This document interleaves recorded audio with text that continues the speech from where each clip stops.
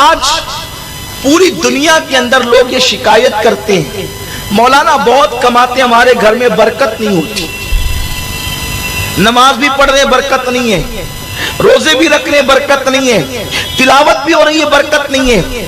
ہم کہتے ہیں برکت کے لیے جب تک رحمت کے فرشتے نازل نہ ہوں گھر میں برکت کیسے ہو سکتی ہے؟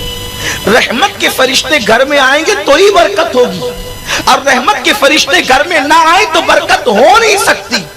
اور رحمت کے فرشتے کہاں سے چلے جاتے ہیں، رحمت کے فرشتے کہاں سے نکل جاتے ہیں؟ تفسیر روح البیان شریف میں ایک بات لکھی ہے، بہت دھیان سے سنیں۔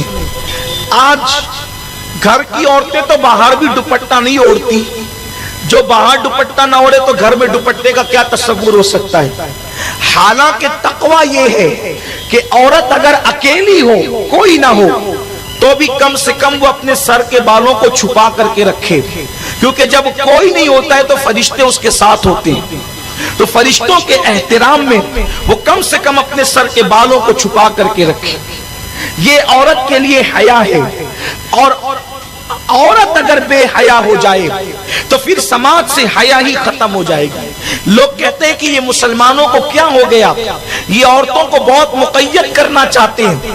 ہم مقید نہیں کرنا چاہتے کہ رکھتے ہیں، ارے ہم بازار میں کھانے کو بے حیائی سمجھتے ہیں، اس لیے کہ ہماری پلیٹ پر جو پیٹ میں جا رہی ہو، توجہ فرمائے، جو پلیٹ کا کھانا پیٹ میں جا رہا ہو اس پہ آوارہ لوگوں کی نظر پڑے، ہمارا مذہب اس کی اجازت نہیں دیتا۔ تو جو کھانا پیٹ میں جا کر ہضم ہو جائے اس پہ کسی کی نظر پڑے، ہمیں یہ پسند نہیں ہے۔ جو زندگی کا ساتھی بنے عورت اس پر لوگوں کی نظر پڑے، ہم یہ کیسے گوارا کر سکتے ہیں؟ یہ تو بے غیرت لوگوں کا کام ہے، بے حیا لوگوں کا کام ہے کہ وہ عورتوں کو نمائش بناتے ہیں۔ ہمارے مذہب میں تو عورت کا مقام بڑا بلند ہے، اس کا مرتبہ بڑا بلند ہے، تو ہم عورتوں کو نمائش نہیں بناتے۔ عرض کر رہا تھا کہ عورتیں بالوں کی نمائش کری تو بیچاری گھر میں کیا دوپٹہ اوڑھے گی؟ یاد رکھیے، امام حسین سے کسی نے کہا حسین تیری ماں بڑی نیک تھی، امام کی آنکھوں میں آنسو آ گئے، فرمایا تو نے سچ کہا، جب میری امی کا وصال ہوا تو 6-7 سال سے زیادہ میری عمر نہیں تھی، اس چھوٹی سی عمر میں بھی میں نے اپنی ماں کے سر کے بالوں کو کبھی نہیں دیکھا۔ جس نے اپنے بیٹوں سے بھی اپنے سر کے بالوں کی حفاظت کی ہے وہ نبی کی شہزادی سیدہ فاطمہ الزہرا سلام اللہ علیہا ہے۔ رک جائے میرے پیارے عزیز دوستو، رک جائے۔ کیا آپ نے کبھی غور کیا ہے کہ ہمارے گھر میں غریبی کیوں آتی ہے، ہمارے گھر میں برکت کیوں نہیں ہوتی ہے؟ آپ نے کبھی اس بات کو لے کر غور نہیں کیا ہے اس کی وجہ کیا ہے، اس کی حقیقت کیا ہے کہ ہمارے گھر میں پریشانی آتی ہے، مصیبت آتی ہے، ہم ہمیشہ بیماریوں میں مبتلا رہتے ہیں، ہماری کاروبار میں برکت نہیں ہو رہی ہے، اچھا خاصا آمدنی نہیں ہو رہی ہے، آپ کے گھر میں غریبی آتے جا رہی ہے۔ تو آپ نے کبھی غور نہیں کیا ہے نا کہ ہمارے گھر میں غریبی کس وجہ سے آتی ہے؟ تو آج آپ کو اس بیان میں غور کرنا ہے کہ ہمارے گھر میں غریبی کیوں آتی ہے۔ تو چلیے سب سے پہلے سید امین القادری صاحب کے زبان سے بیانات کو سماعت کر لیتے ہیں کہ ہمارے گھر میں غریبی کیوں آتی ہے، کس وجہ سے آتی ہے۔ اور آپ نے کبھی غور نہیں کیا ہے تو آپ اس بیان کو پورا سنیے گا اور غور کیجیے گا، تب آپ کو معلوم چلے گا کہ ہمارے گھر میں اسی وجہ سے غریبی آ رہی تھی کہ جو کہ میں نے یہ غلطی کر رہا تھا۔ اگر آپ نے اس بیان کو سن لیں گے تو انشاءاللہ تعالیٰ آپ کی زندگی بدل جائے گی۔ لیکن آج کیا ہو گیا؟ تو تفسیر روح البیان شریف کا ذکر کر رہا تھا، رحمت کے فرشتے کہاں سے چلے جاتے ہیں؟ جب حضرت ابراہیم علیہ السلام کو آگ میں ڈالنے کے لیے نمرود نے علاوہ تیار کیا اور آگ جلائی، بہت بڑی آگ جلائی، اتنی بڑی آگ جلائی کہ وہ آگ جو ہے اس کا علاوہ جو اس کا حوض تھا وہ تقریباً 80 گز بتایا جاتا ہے، اور ہر بندہ اس میں لا کر کے لکڑیاں، کوئلے اور ایندھن ڈالتا، حتیٰ کہ عورتیں منتیں مانتی کہ میرے بچے کو شفا ملے گی تو چرخہ کاٹ کر جتنی رقم آئے گی وہ سب ابراہیم کو جلانے کے لیے میں خرچ کروں گی۔ اتنی شدت پیدا کی گئی تھی ابراہیم علیہ السلام کے خلاف۔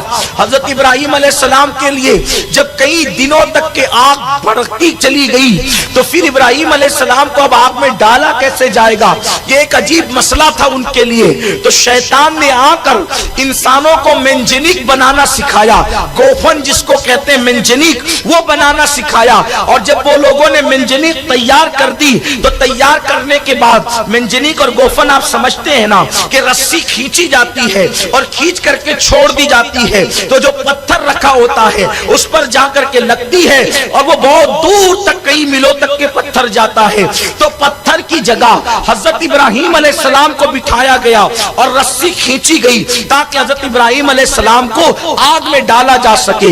लेकिन इब्राहिम अलैहिस्सलाम को बिठाने से पहले नमरूदियों ने कई दिन तक के प्रैक्टिस की, कई दिन तक के उन्होंने मशक की कि हम रस्सी कैसे खींचेंगे। हर दिन रस्सी खींचते तो खिंचाती, हर दिन रस्सी खींचते तो खिंचाती। एक दिन ऐसा हुआ कि जब इब्राहिम अलैहिस्सलाम को आग में डालने की बात आई तो इब्राहिम अलैहिस्सलाम का कुर्ता उन्होंने उतार लिया और इब्राहिम अलैहिस्सलाम को बिठा दिया मेंजनीक के सिरे पर। फरिश्ते आओ फुगा करने लगे, रब से अर्ज करते मौला एक ही बंदा तो तेरा नाम लेता है, उसे भी जला दिया जाएगा, हम उसकी मदद करने के लिए जाना चाहते हैं, हम उसकी इमदाद करना चाहते हैं। तो अल्लाह ने फरमाया ठीक है जाकर के इमदाद करो। इधर से नमरूदी रस्सा खींचते हैं और उधर से फरिश्ते रस्सा खींचते हैं। तो फरिश्तों की ताकत के सामने नमरूदियों की ताकत फेल हो गई। तो उन्होंने कहा कल तक कि ये रस्सा तो आसानी से खिंचा रहा था, आज ये क्यों नहीं खिंचाता। तो उस वक्त तो शैतान एक बुढ़े की शक्ल में आया और आने के बाद कहा कि ये रस्सा अभी खिंचा जाएगा, ये रस्सा अभी खिंचेगा। चंद औरतों को बुलाओ। चंद औरतें बुलाई गई और जब औरतें बुलाई गई तो उसने कहा इन औरतों से कहो कि अपने दुपट्टों को उतार दे। जब उन लोगों के दुपट्टे उतार दिए गए तो रस्सा खिंचा गया। लोगों ने पूछा हैरत है अब तक की रस्सा नहीं खिंचा रहा था, औरतों ने आकर के दुपट्टा क्या हटाया कि रस्सा खिंचा गया। तो उस वक्त शैतान ने जो बात बताई वो ये थी कि जो तुम इस तरफ से रस्सा खींच रहे थे उधर से रहमत के फरिश्ते रस्सा खींच रहे थे, लेकिन जैसे ही औरतों ने अपने सर को नंगा कर दिया, जहां औरतें अपने सरों को नंगा कर देती है वहां से रहमत के फरिश्ते चले जाते हैं।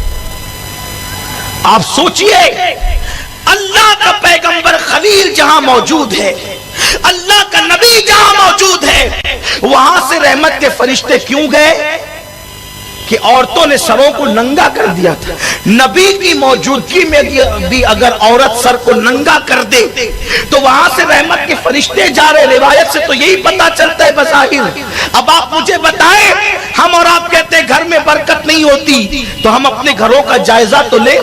क्या हमारे घर की औरतें दुपट्टा ओढ़ती हैं? घरों का माहौल क्या? जी हाँ मेरे प्यारे जिस दोस्तों भाई और बहनों, जैसा कभी आपने हमसे बड़े आलिम मुहद्दिस आजम और फकीर आजम सैयद अमीनुल कादरी साहब के जबान से बयानात को समाअत कर लिए, तो अगर आपने शुरू से लेकर एंड तक बयान को सुने होंगे ना तो आपको बहुत ही अच्छे तरीके से सैयद साहब ने इंफॉर्मेशन दे दी है कि घर में गरीबी क्यों आती है। आपको मालूम है मेरे प्यारे भाई, आपकी बहन, आपकी बेटियां, आपकी परिवार अपने घर में बगैर दुपट्टे के यानी बाल को खुले करके घूमते हैं तो उस घर में फरिश्ते नहीं आते हैं। और बरकत के लिए जब तक घर में फरिश्ते नहीं आएंगे ना आपके घर में बरकत नहीं होगी मेरे प्यारे अजीज दोस्तों।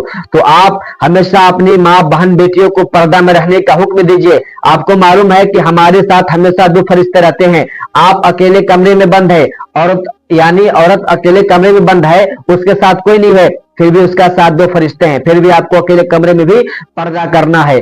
तो मेरे प्यारे नाज़रीन, मैं इस वीडियो में थोड़ा आपसे कुछ बहस भी नहीं करना चाहता हूं। अगर आपने शुरू से लेकर एंड तक बयान को सुने होंगे तो आपको अच्छे तरीके से सामने इंफॉर्मेशन दे दी है, लेकिन मैं आपसे हाथ जोड़ के कहता हूं कि इस वीडियो को पूरे मुसलमान भाई तक शेयर कीजिएगा ताकि आज के जो हालात है ना, इस हालात में सारे मुसलमान भाई डूब चुके हैं, जो कि उनके घर में गरीबी आ रही है, मुसीबत आ रही है, परेशानी आ रही है, वो खुशहाल अपनी जिंदगी में नहीं है, उनके घर में बीमारी है, तो वो भी ऐसा गलती करते होंगे। तो इस बयान को सुनने के बाद वो भी ऐसा दोबारा गलती नहीं करेंगे। तो मैं आपका मेजबान कायद तस्बीह आलम, मैं आपसे वादा कर रहा हूं कि मैं जिंदगी भर आपका खिदमत करता रहूंगा।